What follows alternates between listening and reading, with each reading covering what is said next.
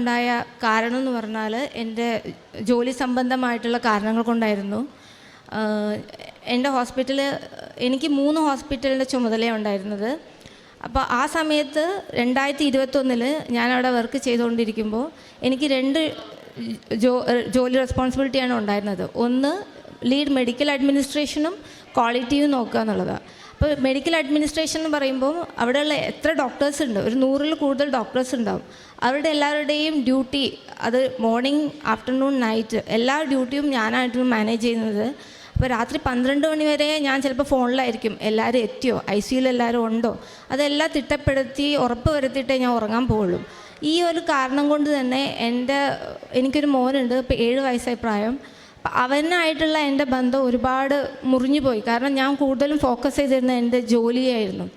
അപ്പോൾ അത്രയും ഞാൻ സ്നേഹിച്ചിരുന്ന എൻ്റെ ജോലി. കാരണം ഞാൻ ബേസിക്കലി ഞാൻ BSc നഴ്സിംഗ് കഴിഞ്ഞിട്ടാണ് ഈ ഒരു ഫീൽഡിലോട്ട് എത്തിയത്, കുറച്ച് ഹയർ സ്റ്റഡീസ് എല്ലാം ചെയ്തിട്ട്. അപ്പം ഞാൻ സേവനം എന്നും ഇഷ്ടപ്പെട്ടിരുന്ന ആളായിരുന്നു. അപ്പോൾ അതിന് കോംപ്രമൈസ് ചെയ്യാൻ ഞാൻ തയ്യാറല്ലായിരുന്നു. പക്ഷേ ആ കാരണം കൊണ്ട് തന്നെ എൻ്റെ ഫാമിലി, എൻ്റെ കുഞ്ഞിനെ അത് ബാധിക്കാൻ തുടങ്ങി. എന്നിരുന്നാലും ഞാൻ ഹാർഡ് വർക്ക് ചെയ്തു. എൻ്റെ ഹോസ്പിറ്റലിൽ NABHൻ്റെ ഓഡിറ്റ് ഉണ്ടാവും, നിങ്ങൾക്ക് ചിലപ്പോൾ അറിയാമായിരിക്കും NABH എന്താണെന്ന്. അപ്പോൾ അതിന് ഒരുപാട് ഹാർഡ് വർക്ക് ചെയ്യേണ്ടി വരും. ഇപ്പം ഞാൻ 2 റെസ്പോൺസിബിലിറ്റി നോക്കുമ്പോൾ ഒരു ഹോസ്പിറ്റലിന് NABH കരസ്ഥമാക്കാൻ സജ്ജാക്കുക എന്ന് പറഞ്ഞാൽ അതൊരു ടഫ് ടാസ്ക്കാണ്. മാത്രമല്ല ഞാൻ ഒറ്റയ്ക്കാണ് അത് മാനേജ് ചെയ്തിരുന്നത്. എങ്കിൽ പോലും രാത്രി 10 മണി വരെ ഹോസ്പിറ്റലിൽ ഇരുന്ന് വർക്ക് ചെയ്ത് ഞാൻ സക്സസ്ഫുള്ളി NABH കരസ്ഥാക്കി കൊടുത്തു, സർട്ടിഫൈ ചെയ്ത് കൊടുത്തു.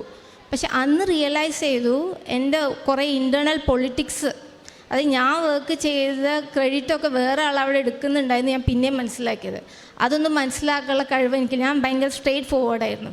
അപ്പോൾ അത് മനസ്സിലാക്കി അവരടുത്ത് ഫൈറ്റ് ചെയ്യാനൊന്നും ഞാൻ നിന്നില്ല. ഞാനൊരു ഡിസിഷൻ എടുത്തു, ഞാൻ റിസൈൻ ചെയ്യാം. അപ്പോൾ ഇത്രയൊക്കെ വർക്ക് ചെയ്തിട്ടും നമുക്ക് അപ്രിസിയേഷൻ ഇല്ല, അത് കുഴപ്പമില്ല. പക്ഷെ മറ്റാളാ ചെയ്തതെന്ന് പറഞ്ഞാൽ അപ്രിസിയേഷൻ നേടുമ്പോൾ ഒരു ചെറിയ വേദന ഉണ്ടായി. അങ്ങനെ ഞാൻ റിസൈൻ ചെയ്ത എൻ്റെ ജോബ് റിസൈൻ ചെയ്ത് 3 മാസം ഞാൻ വീട്ടിലിരുന്നു. ആ വീട്ടിലിരുന്ന സമയത്താണ് ഞാൻ മനസ്സിലാക്കി എൻ്റെ മോനെ എന്നെ എത്ര മിസ് ചെയ്തു എന്ന്. അവന് എത്രത്തോളം ബിഹേവിയറൽ പ്രോബ്ലം ഉണ്ടായിരുന്നു എന്ന് ഞാൻ അപ്പോഴാണ് മനസ്സിലാക്കിയത്. അപ്പോൾ അതും എനിക്ക് മനസ്സിലാക്കാനും എന്നെ തന്നെ ഒരു തിട്ടപ്പെടുത്താനും ഉള്ളൊരു സമയമായിരുന്നു. അങ്ങനെ ഇരിക്കുന്ന അവസരത്തിലാണ് ഞാൻ IELTS പഠിക്കാൻ പോയാലെന്ന് തീരുമാനിച്ചത്. IELTS പഠിക്കാൻ കോച്ചിങ്ങിന് പോയി, ഒരാഴ്ചയെ പോയിട്ടുള്ളൂ. അതും എനിക്ക് മര്യാദയ്ക്ക് കൊണ്ടുപോകാൻ പറ്റിയില്ല. ആ സമയം കൊണ്ട് തന്നെ എൻ്റെ ഹോസ്പിറ്റലിൻ്റെ ഓണർ, അവർ അമേരിക്കയിലായിരുന്നു. ആ മാം തിരിച്ചു വന്നപ്പോഴാണ് അറിഞ്ഞത് ഞാൻ റിസൈൻ ചെയ്തെന്നുള്ള കാര്യം. അപ്പോൾ ആ മാഡം ആ സമയത്ത് എനിക്കൊരു ജോലിയും വേണം, എനിക്ക് ഫാമിലി മുമ്പോട്ട് കൊണ്ടുപോകണം, കാരണം ഇത്രയും വർക്ക് ചെയ്ത ആൾക്ക് വീട്ടിൽ അടങ്ങിയിരിക്കാൻ പറ്റില്ല. അപ്പോൾ അതെന്നെ ഭയങ്കരമായിട്ട് ഞാൻ സ്ട്രഗിൾ ചെയ്തു മെൻ്റലി. ആ സമയത്താണ് എൻ്റെ ഫ്രണ്ട് കൃപാസനത്തിനെ കുറിച്ച് എനിക്ക് മെസ്സേജ് ചെയ്തത്. അങ്ങനെ അത് കണ്ടപ്പോൾ എനിക്ക് ഭയങ്കര ആശ്വാസമായി. ഞാൻ ഉടനെ തന്നെ ഓൺലൈൻ ഉടമ്പടി എടുത്തു. ആ സമയത്ത് 2021 ഒക്ടോബറിൽ ഒക്ടോബർ 21 ഞാൻ ഉടമ്പടി എടുത്ത അന്ന് തന്നെ എന്നെ മാഡം വിളിക്കുകയാണ്, നീ എന്നെ വന്ന് കാണണം എന്ന് പറഞ്ഞിട്ട്. അപ്പോഴാണ് ഞാൻ അതിൻ്റെ അതിശയം മനസ്സിലാക്കുന്നത്. ഉടനെ തന്നെ അടുത്ത ദിവസം ഈ സമയത്ത് ഞാൻ വേറെ ഹോസ്പിറ്റലും ട്രൈ ചെയ്യുന്നുണ്ടായിരുന്നു, എനിക്ക് ഓഫറും ഉണ്ടായിരുന്നു. പക്ഷേ എന്തുകൊണ്ടോ ദൂരം കൂടുതലായതുകൊണ്ട് അവിടെ പോകാൻ എനിക്ക് മനസ്സുകൊണ്ട് താല്പര്യമില്ലായിരുന്നു. അപ്പം മാഡം വിളിച്ചപ്പോൾ എനിക്ക് പ്രതീക്ഷയായി, ഇത് മാതാവിൻ്റെ കരുണയോട് തന്നെ എനിക്ക് കിട്ടിയെന്നുള്ള വിശ്വാസത്തോടു കൂടെ ഞാൻ മാഡത്തിനെ കാണാൻ പോയപ്പോൾ എന്തോ ഹസ്ബൻഡിന് അവിടെ വിടാൻ താല്പര്യമില്ല. അപ്പം ഞാനത് കിട്ടില്ല എന്നുള്ള രീതിയിൽ തന്നെ പറഞ്ഞു, ശരി എനിക്ക് ഇത്ര പാക്കേജ് വേണം, എനിക്ക് 2 റെസ്പോൺസിബിലിറ്റി അല്ലായിരുന്നു ആദ്യം, മെഡിക്കൽ അഡ്മിനിസ്ട്രേഷനും ക്വാളിറ്റി, അത് രണ്ടും എനിക്ക് വേണ്ട, ഏതെങ്കിലും ഒന്ന് മതി, എനിക്ക് ക്വാളിറ്റി മാത്രം മതി ഞാൻ പറഞ്ഞു. അത്ഭുതകരമായിട്ട് അത് മാഡം സമ്മതിച്ചു. അത് മാത്രമല്ല, എൻ്റെ ഹോസ്പിറ്റലിൻ്റെ ഹിസ്റ്ററിയിലില്ല ഒരാൾ റിസൈൻ ചെയ്ത് പോയാൽ അവരെ തിരിച്ച് വിളിക്കുക. എല്ലാവരും തിരിച്ച് വരുമായിരിക്കും, പക്ഷെ ഒരിക്കൽ പോലും തിരിച്ച് വിളിക്കുന്ന ചരിത്രം അവിടെ ഉണ്ടായിട്ടില്ല. അത് ഓണർ തന്നെയാണ് എന്നെ തിരിച്ച് വിളിച്ചത്. അപ്പം അത് തീർച്ചയായിട്ടും എൻ്റെ മെറിറ്റ് കൊണ്ടല്ല എന്ന് ഞാൻ വിശ്വസിക്കുന്നുണ്ട്. അത് കഴിഞ്ഞ് അപ്പം ഞാൻ കൂടുതൽ ദൈവത്തോടെടുത്ത്, അപ്പോൾ എനിക്ക് എങ്ങനെയെങ്കിലും ഈ നാട്ടിലെത്തിയിട്ട് ഓൺലൈൻ ഉടമ്പടിയാണല്ലോ എടുത്തിരിക്കുക, എങ്ങനെയെങ്കിലും നാട്ടിലെത്തിയിട്ട് ഉടമ്പടി എടുക്കണം എന്ന് മാത്രമേ എൻ്റെ മനസ്സിൽ ചിന്തയുള്ളായിരുന്നു. അപ്പോൾ ഈ കാര്യം എൻ്റെ കൊലീക്കായ എൻ്റെ ഫ്രണ്ടിനോട് പറഞ്ഞപ്പോൾ അവളും വിശ്വസിച്ചു. കാരണം അവൾക്കറിയാം ഹോസ്പിറ്റലിൻ്റെ എന്താണ് സിറ്റുവേഷൻ, എങ്ങനെയാണ് കാര്യങ്ങളൊക്കെ മുമ്പോട്ട് പോകുന്നതെന്ന്. അത് വിശ്വസിച്ച് അവളും എൻ്റെ കൂടെ വന്നു എന്താ കൃപാസനം എന്ന് കാണാൻ. അവളൊരു മഹാരാഷ്ട്രീയനാണ്, എങ്കിൽ പോലും അവൾക്ക് ഞാൻ ഇംഗ്ലീഷ് ടെസ്റ്റിമണീസൊക്കെ അയച്ചു കൊടുക്കും. അവളിവിടെ വന്ന് ഉടമ്പടി എടുത്തു. അവളും ജീവിതത്തിൽ മാതാവ് കൂടുതലായിട്ട് ഇടപെട്ട് തുടങ്ങി.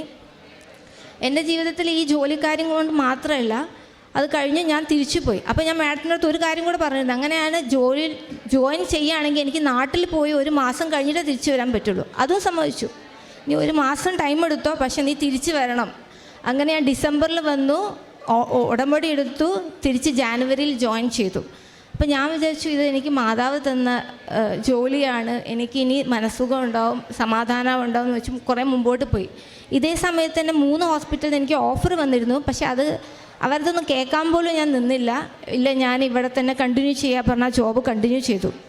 അങ്ങനെ ഇരിക്കെ മെല്ലെ മെല്ലെ എൻ്റെ ജോലിഭാരം വീണ്ടും കൂടാൻ തുടങ്ങി. കാരണം ആ സമയത്ത് ഒരു ഇൻഡിവിജ്വൽ ഓണറിൻ്റെ ഹോസ്പിറ്റലിൽ ഒരു കോർപ്പറേറ്റ് ഏറ്റെടുക്കുകയായിരുന്നു. അപ്പം 3/4 ഭാഗവും കോർപ്പറേറ്റിൻ്റെ ആയിരുന്നു, ഓണറിന് ഇത്തിരി ഷെയറേ ഉള്ളായിരുന്നു. അപ്പോൾ കോർപ്പറേറ്റിൻ്റെ റിക്വയർമെൻ്റ് എന്ന് പറഞ്ഞാൽ സാധാരണ രീതിയിൽ നടത്തിക്കൊണ്ടുവന്ന പോലെയല്ല, അവരുടെ റിക്വയർമെൻറ്റ് വളരെ കൂടുതലാണ്. ഇപ്പം 3 ഹോസ്പിറ്റലിനും കൂടെ ഡാറ്റ, മീറ്റിംഗ്, ക്വാളിറ്റി, NABH അതൊക്കെ മാനേജ് ചെയ്യാൻ എന്നെക്കൊണ്ട് കുറച്ച് ബുദ്ധിമുട്ടായി. അപ്പം ഞാൻ പറഞ്ഞു എനിക്ക് ഒരാളും കൂടെ വേണം എന്ന് പറഞ്ഞപ്പോൾ ആരും അംഗീകരിച്ചില്ല. നീ മാനേജ് ചെയ്യുന്നുണ്ടല്ലോ. അപ്പോൾ പിന്നെ ഞാൻ പറയാനോ അടി ഉണ്ടാക്കുമോ പോയില്ല. ഞാൻ ഹാർഡ് വർക്ക് ചെയ്ത് മുമ്പോട്ട് പോയി. പിന്നെ മെയ് മാസത്തിൽ വീണ്ടും ഞാൻ പോയി കണ്ട് എനിക്ക് മുമ്പോട്ട് പോകാൻ പറ്റുന്നില്ല. അപ്പോഴും അവരത് സമ്മതിച്ചില്ല. നീ ചെയ്യുന്നുണ്ട്, നിന്നെക്കൊണ്ട് പറ്റും, ആ രീതിയിൽ മുന്നോട്ട് പോയി. പക്ഷേ ഈ നവംബർ എൻഡ് ആയതോടുകൂടെ പല കാര്യങ്ങൾ എനിക്ക് അംഗീകരിക്കാൻ പറ്റാതെ ആയി. അതുകൊണ്ട് ഞാനും മാനസികമായിട്ട് വീണ്ടും പിടിമുറക്കായി. ജോബിൻ്റെ കാര്യത്തിൽ എന്നെക്കൊണ്ട് പറ്റുന്നില്ല എന്നായി. എല്ലാ കാര്യങ്ങളും പകുതി. അത് എനിക്ക് ഭയങ്കര പെർഫെക്ഷൻ വേണം വർക്കിൽ എന്നുള്ളതുകൊണ്ട് എനിക്കത് ഭയങ്കര ബുദ്ധിമുട്ടായി. അങ്ങനെ ഞാൻ ഹസ്ബൻഡിനോട് പറയുമ്പോഴും ഞങ്ങൾ ആ സമയത്ത് പുതിയ വീടെടുത്തൊക്കെ ചെയ്തു. അതുകൊണ്ട് എനിക്ക് ഈ റിസൈൻ ചെയ്യാന്ന് പറഞ്ഞാൽ അപ്പോൾ ഹസ്ബൻഡിന് സമ്മതിക്കുന്ന കാര്യമല്ല. അപ്പോൾ എന്നോട് പറഞ്ഞു നീ റിസൈൻ ചെയ്തോ, പക്ഷേ വേറൊരു ജോബ് വേണം. അപ്പോൾ ഞാൻ ട്രൈ ചെയ്തൊന്നും എനിക്ക് കിട്ടുന്നില്ല.